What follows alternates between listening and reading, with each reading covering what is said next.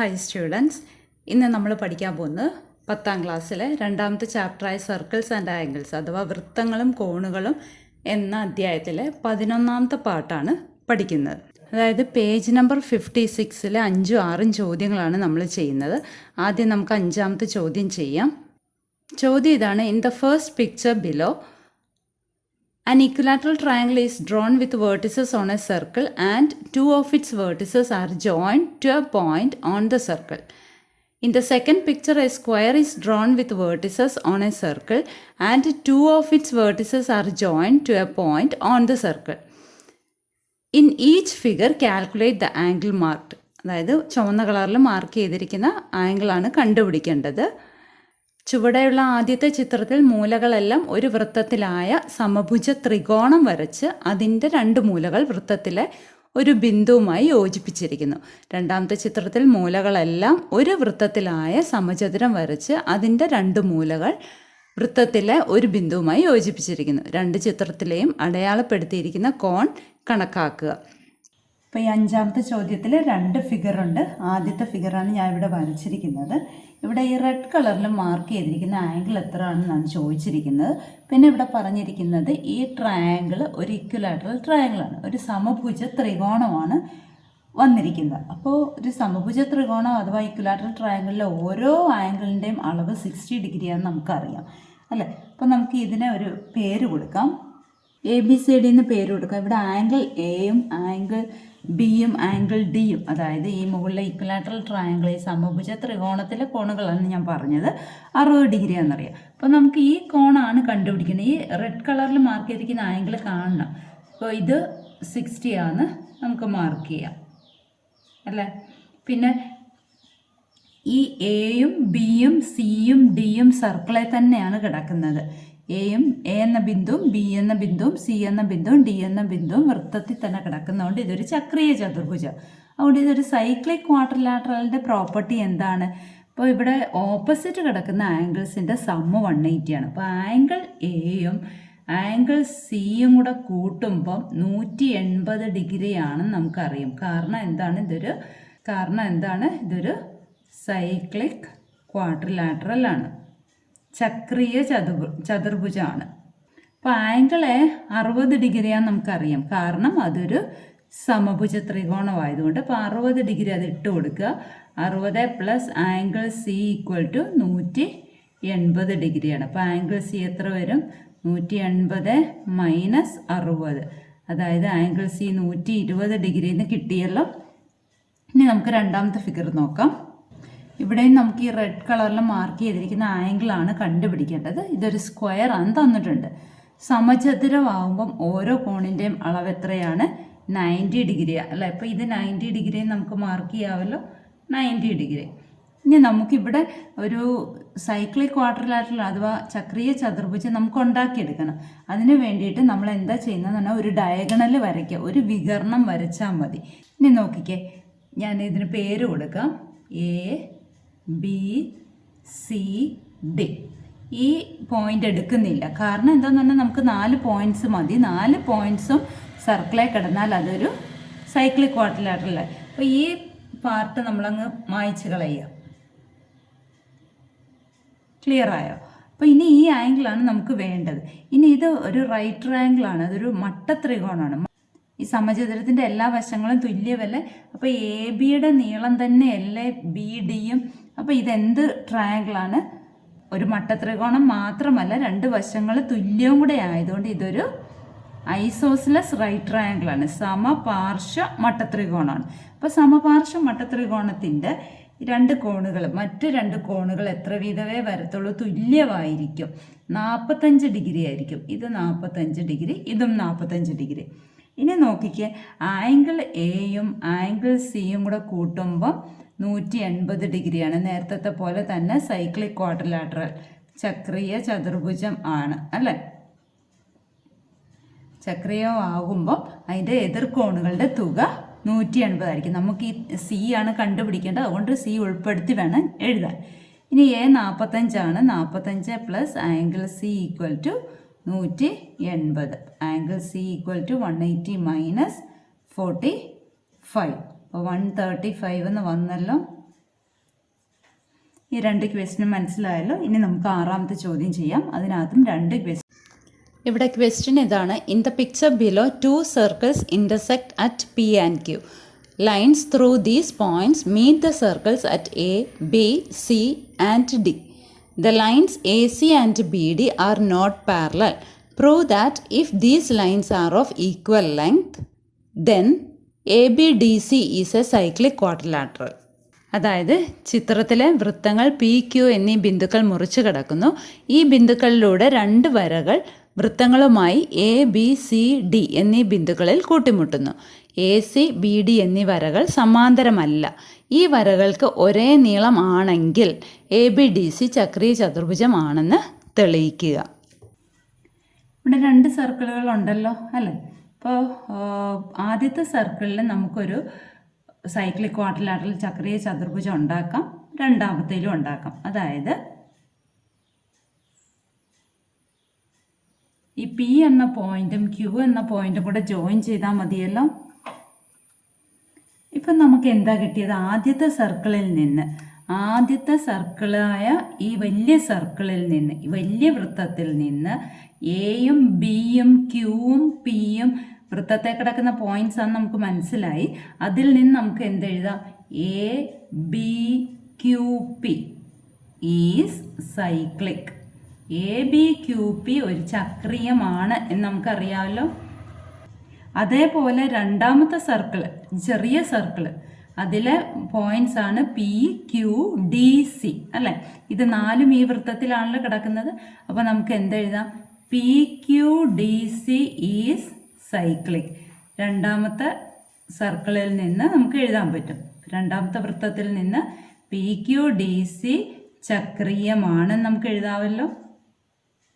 ഇനി നമ്മൾ കഴിഞ്ഞ ക്ലാസ്സിൽ പഠിച്ച ഒരു പോയിന്റ് ഉണ്ട്. അതായത് ഇവിടെ നോക്കിക്കേ, ഈ ഫിഗറിൽ നോക്കുക. ഇതൊരു സൈക്ലിക് ക്വാഡ്രിലാറ്ററൽ ആണ്. ഇപ്പോൾ പേര് കൊടുക്കുകയാണ്, എ ബി സി ഡി എന്ന് പേര് കൊടുക്കുന്നു. ഇപ്പോൾ ഇവിടെ ഒരു സൈഡ് എക്സ്റ്റെൻഡ് ചെയ്ത് പുറം കോൺ കണ്ടുപിടിച്ചു അല്ല, എക്സ്റ്റീരിയർ ആംഗിൾ കണ്ടുപിടിച്ചു. അപ്പോൾ ഈ കോണിൻ്റെ അതേ അളവ് തന്നെയാണ് അകത്തെ നേരെ എതിരെ കിടക്കുന്ന കോണിൻ്റെ അളവ്. നമ്മൾ കഴിഞ്ഞ ക്ലാസ്സിൽ 2ാമത്തെ ചോദ്യം ചെയ്തപ്പോൾ പഠിച്ചു. അപ്പോൾ ഇവിടെ എ ആണ് എ അളവെങ്കിൽ ഇതും എന്ത് തന്നെയായിരിക്കും? എ തന്നെയായിരിക്കും. അപ്പോൾ ഈ ഒരു പ്രോപ്പർട്ടിയാണ് നമ്മളിവിടെ അപ്ലൈ ചെയ്യുന്നത്. മനസ്സിലായല്ലോ. അപ്പം ഞാനിവിടെ കോൺ എക്ക്, ആംഗിൾ എക്ക് എ ഡിഗ്രി എന്ന് എടുക്കുക. അങ്ങനെ ആണെങ്കിൽ ഈ സൈഡിനെ എക്സ്റ്റെൻഡ് ചെയ്തതിൻ്റെ നേരെ എതിരെ കിടക്കുന്ന പോയിന്റ് എടുക്കുക. അവിടുത്തെ എക്സ്റ്റീരിയർ ആംഗിൾ പുറം കോൺ എടുത്തിട്ട് അതും എ തന്നെയാണെന്ന് നമുക്ക് മനസ്സിലാക്കാൻ സാധിക്കും.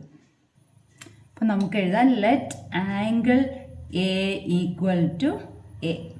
അപ്പോൾ അതിൽ നിന്ന് എന്തെഴുതാം? Therefore angle P Q D, കണ്ടല്ലോ, പി ക്യൂ ഡിയും എ ഡിഗ്രി തന്നെ ആയിരിക്കും. അപ്പോൾ കിട്ടുന്ന ഈ ആംഗിൾ സി എത്രയായിരിക്കും?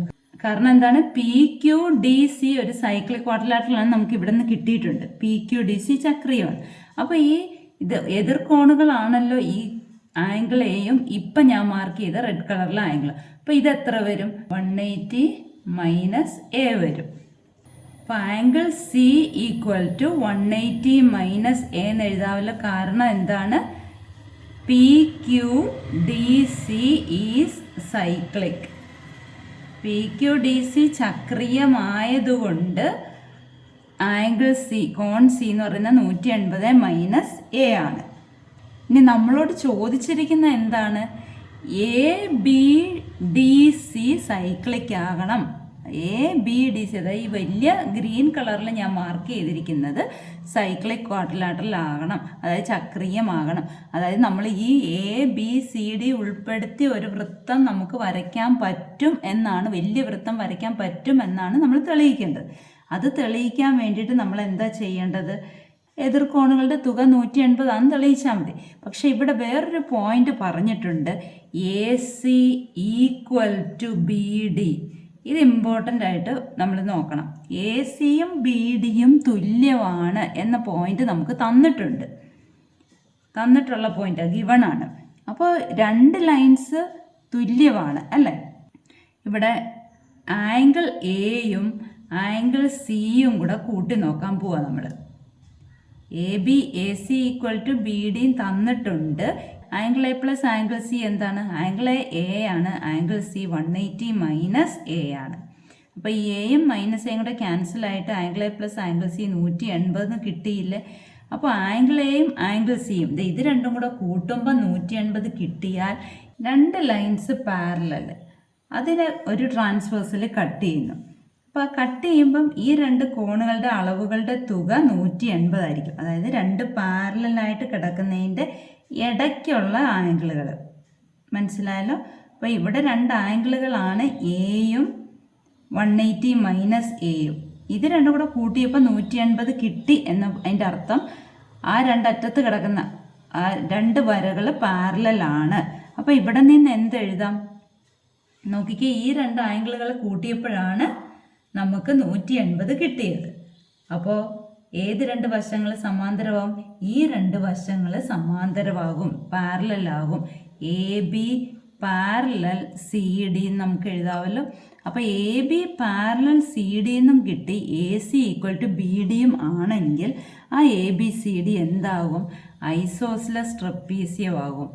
Therefore A B C D is an isosceles trapezium. അതായത് എ ബി സി ഡി ഒരു സമപാർശ്വലംബകമായി. സമപാർശ്വലംബകത്തിൻ്റെ പ്രത്യേകത എന്താണ്? ഒരു ജോഡി വശങ്ങൾ സമാന്തരം. കണ്ടല്ലോ, ഇത് രണ്ടുമാണ് സമാന്തരമായത്, പാരലായത്.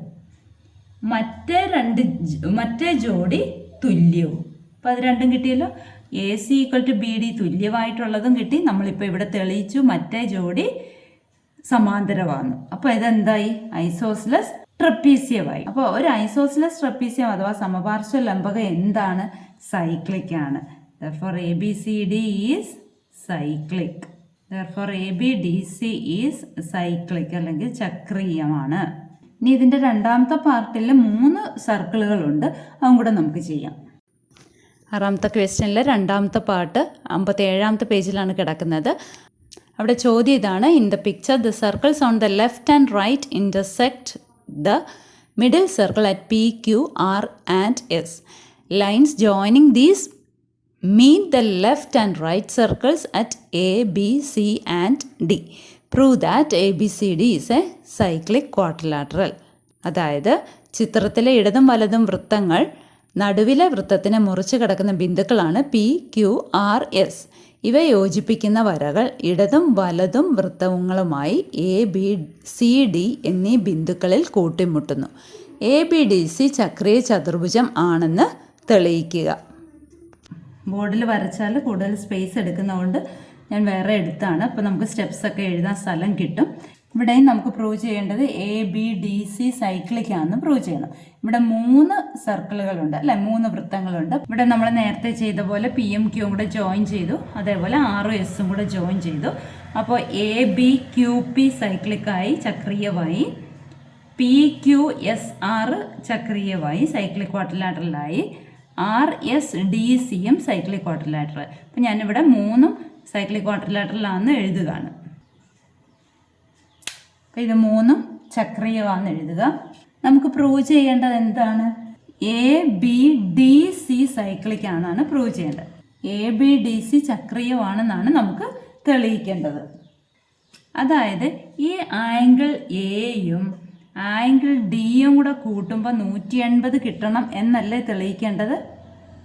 അപ്പോൾ angle prove that angle A plus angle D equal to 180 180 ആണെന്ന് തെളിയിക്കണം. ഇനി നമുക്കിവിടെ അറിയാവുന്നത് എന്താണ്? ഇനി ഇവിടെ ഞാൻ ആംഗിൾ എ ഡിഗ്രി എന്ന് എടുക്കുകയാണ്. Angle A equal to A. നേരത്തെ നമ്മൾ പഠിച്ചു, ഇതിൻ്റെ നേരെ എതിർവശത്ത് കിടക്കുന്ന പുറത്തെ കോൺ അല്ലേ. അപ്പോൾ ഈ ഒരു കോണും എന്ത് തന്നെയാണ്? ഇവിടെ എ ആണെങ്കിൽ ഇതും എ തന്നെയാണെന്ന് നമ്മൾ പഠിച്ചു അല്ലേ. അപ്പോൾ ഇതിൽ നിന്ന് എന്ത് നമുക്ക് കിട്ടി? Angle P Q S, angle P Q എസും എ തന്നെയാണെന്ന് കിട്ടിയല്ലോ. ഇനി ആംഗിൾ പി ക്യു എസിന് ഇവിടെ വരിക, ഇതിൻ്റെ നേരെ എതിരെ കിടക്കുന്ന ഈ ആംഗിൾ പുറത്ത് കിടക്കുന്ന, ഇത് അകത്താകുമ്പം അടുത്ത പുറത്തെടുക്കണം, അതും എന്ത് തന്നെയാണ്? എ തന്നെയാണ്. അപ്പോൾ അതിൽ നിന്ന് നമുക്ക് എന്തെഴുതാം? Angle S R C. അപ്പോൾ ഇതിൽ നിന്ന് angle SRC equal to A തന്നെയാണല്ലോ. ഇനി ഇവിടെ എ ആണ്. ഇനി ഇത് എത്ര വരുമെന്ന് നമുക്ക് നോക്കണം. ഇനി ഈ ഏറ്റവും ചെറിയ സർക്കിൾ മാത്രം എടുത്ത് നമുക്കറിയാവുന്ന എന്താണ്, RSDC സൈക്ലിക്കാണ്. RSDC സൈക്ലിക്കാണ് നമ്മളിവിടെ എഴുതിയിട്ടുണ്ട്. അപ്പോൾ ആംഗിൾ ഡി എത്ര വരും? Angle D equal to 180 minus A വരും. കാരണം എന്താ, RSDC സൈക്ലിക്കാണ്, ചക്രീയമാണ്. നോക്കിക്കേ, ഇത് ഈ ഏറ്റവും ചെറുത് മാത്രം എടുക്കുക. അവിടുത്തെ ഒരു ആംഗിൾ എ ആണെങ്കിൽ മറ്റേ 180 മൈനസ് എ വരത്തുള്ളൂ. കാരണം ഇത് സൈക്ലിക്കാണ്, ചക്രീയമാണ്. അപ്പോൾ എ പ്ലസ് ആംഗിൾ ഡി, നമുക്കതല്ലേ തെളിയിക്കേണ്ട 180. ആംഗിൾ എയുടെ അളവ് എ ആണ്, ആംഗിൾ ഡിയുടെ അളവ് 180 മൈനസ് എ ആണ് അല്ലേ. അപ്പോൾ എയും മൈനസ് എയും ക്യാൻസലായിട്ട് 180 വന്നല്ലോ. 180 ആയതുകൊണ്ട് എന്തെഴുതാം? Angle A plus angle D 180 ആയതുകൊണ്ട് എന്തെഴുതാം? ABDC ചക്രീയമാണ്. ABDC is cyclic. മനസ്സിലായാലും 3 ചോദ്യങ്ങളും എഴുതി പഠിക്കുക. ബാക്കിയുള്ള ചോദ്യങ്ങൾ നമുക്ക് അടുത്ത ക്ലാസ്സിൽ ചെയ്യാം.